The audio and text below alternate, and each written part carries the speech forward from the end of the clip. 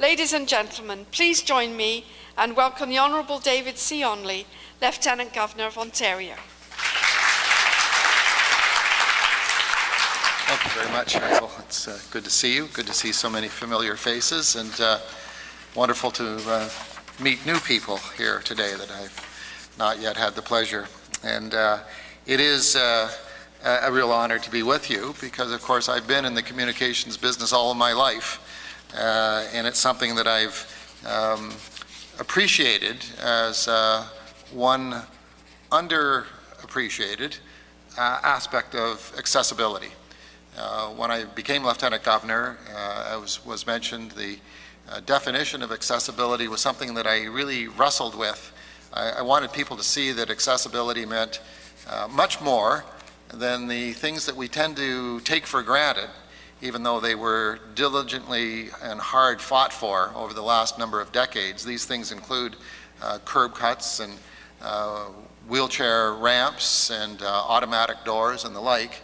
And it's come to be symbolized by the wheelchair symbol. And we all, when we see that, we think of physical improvements.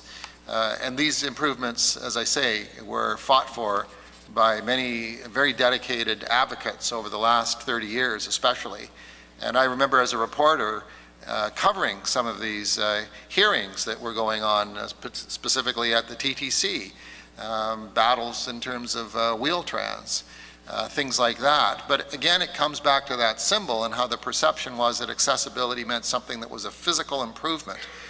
And when I became Lieutenant Governor, I wanted people to understand that accessibility is much, much more than that. And so the definition I've been using for the last 6.5 years is accessibility is that which enables people to achieve their full potential. And I wanted people to let that phrase sink in so that they could understand that it also included people with so-called invisible disabilities. A major article, for instance, today in the National Post about a longtime family friend, Dr. Rob Inman, who is one of Canada's leading experts on arthritis and other diseases of the joint and just the way our bodies break down over time and through neglect. And these could be considered in many instances an invisible disability.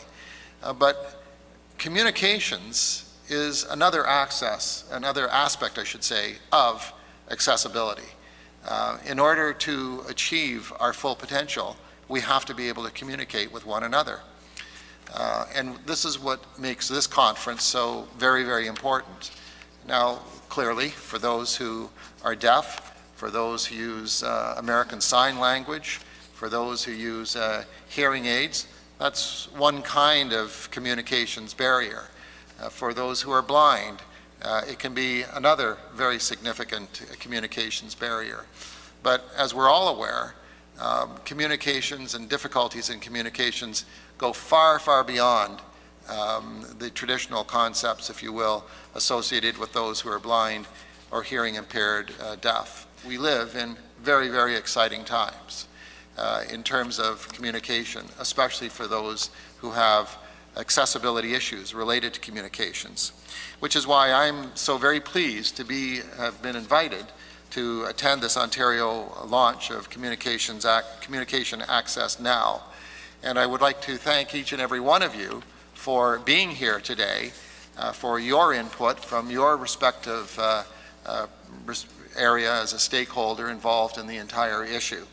And so as the Queen's representative in the province, I would encourage you to continue to pursue this whole area, to continue to promote this whole concept and work with your leaders and work with my office in the whatever time I have left, which may be days, weeks, months.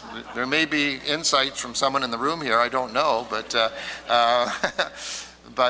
whatever that time period may be, continue to work with government and governing officials as we seek to expand the concept of accessibility to include communications and make that a part of the ongoing dialogue so that accessibility is not just the curb cuts, not just the wheelchair parking spots, not just automatic doors, not just a range of physical accessibility devices, but also includes the entire range of communication devices and what those implications are for our society, for our families, for our educational system, and for our province going forward.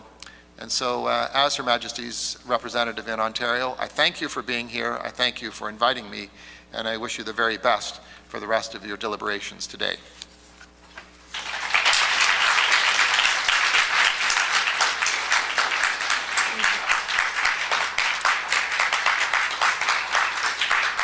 Thank you, Your Honour, for your insights and support of the disability community, and especially for the work of CDAC. Thank you.